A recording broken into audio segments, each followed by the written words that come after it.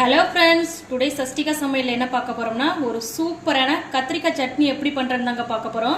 இந்த கத்திரிக்காய் சட்னியை தோசை இட்லி கூடலாம் வச்சு சாப்பிடும்போது டேஸ்ட் வந்து அல்டிமேட்டா இருக்கும் ஃப்ரெண்ட்ஸ். பாருங்க எவ்வளவு சூப்பரா வந்திருக்குன்னு. நீங்களும் மறக்காம இந்த ரெசிபியை கண்டிப்பா ட்ரை பண்ணி பாருங்க. ட்ரை பண்ணி பார்த்துட்டு டேஸ்ட் எப்படி வந்துச்சுன்னு கமெண்ட்ல சொல்லுங்க ஃப்ரெண்ட்ஸ். வாங்க இந்த ரெசிபி எப்படி பண்ணலான்னு வீடியோக்குள்ள போய் பார்க்கலாம். வீடியோக்குள்ள போறதுக்கு முன்னாடி மறக்காம நம்ம சேனலை சப்ஸ்கிரைப் பண்ணி வச்சுக்கோங்க ஃப்ரெண்ட்ஸ். அப்பதான் நான் போற வீடியோஸ் உங்களுக்கு நோட்டிபிகேஷனா வரும். மறக்காம பக்கத்துல இருக்க பெல் ஐகானை கிளிக் பண்ணுங்க ஃப்ரெண்ட்ஸ். வாங்க வீடியோக்குள்ள போலாம். இப்போ கடாயை சூடு பண்ணிட்டு கொஞ்சமா ஆயில் விட்டுக்கலாம். இப்போ இது கூடவே ஒரு வரமிளகாய் ஆட் பண்ணிக்கலாம். இப்போ இது கூடவே 10 சின்ன வெங்காயம் ஆட் பண்ணிக்கலாம். இப்போ பார்த்தீங்கன்னா வெங்காயம் வந்து பொன்னிறம் வர வரைக்கும் நல்லா வதக்கிக்கலாம். இப்போ வெங்காயம் நல்லா வதங்கி வந்துருச்சு. இப்போ இது கூட 5 பல் பூண்டு ஆட் பண்ணி இது கூடவே ஒரு சின்ன துண்டு இஞ்சி ஆட் பண்ணி நல்லா கலக்கி விட்டுக்கலாம். இப்போ இஞ்சி பூண்டு நல்லா வதங்கினதும் இப்போ இது கூட எடுத்து வச்சுருக்க தக்காளி ஆட் பண்ணி நல்லா கலக்கி விட்டுக்கலாம்.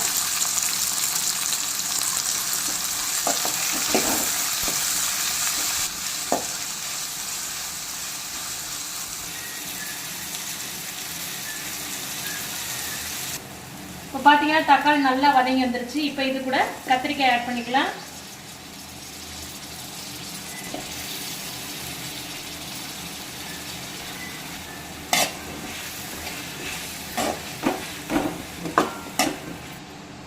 இப்போ கத்திரிக்காய்க்கு தேவையான அளவு உப்பு ஆட் பண்ணி நல்லா கிளறி விட்டுக்கலாம். இப்போ கத்திரிக்காய் வந்து ஒரு 10 நிமிஷம் நல்லா வெந்து வரட்டும். நல்லா வேக வச்சு எடுத்துக்கலாம்.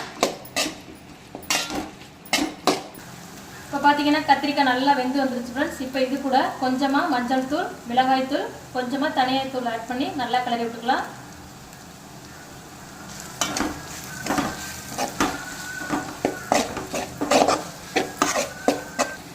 இப்போ பார்த்தீங்கன்னா மசாலா பொருட்களோட பச்சை வாசனை போய் வந்துருச்சு. இப்போ இதை கொஞ்சமாக ஆற வச்சுட்டு நம்ம மிக்சி சாருக்கு மாற்றிக்கலாம். இப்போ பார்த்தீங்கன்னா மிக்சிங் சாருக்கு வந்து மாற்றியாச்சு. இப்போ வந்து நல்லா ஃபைன் பேஸ்ட்டாக அரைச்சி எடுத்துக்கலாம். இப்போ பார்த்தீங்கன்னா ஃபைன் பேஸ்ட்டாக அரைச்சி எடுத்தாச்சு ஃப்ரெண்ட்ஸ். பாருங்கள் இந்த பக்குவத்துக்கு அரைச்சி எடுத்துக்கோங்க. இப்போ இதுக்கு ஒரு சின்ன தாளிப்பு பண்ணிடலாம். இப்போ ஒரு பேனில் கொஞ்சமாக ஆயில் விட்டுக்கலாம். இப்போ ஆயில் சூடானதும் கொஞ்சமாக கடுகு ஆட் பண்ணிக்கலாம். இப்போ கடுகு பொரிஞ்சதும் இது கூட ஒரு வரமிளகாய் ஆட் பண்ணிக்கலாம். இப்போ இது கூடவே ஒரு கொத்து கருவேப்பிலை. இப்போ இது கூட நம்ம ஆட் பண்ணிக்கலாம்.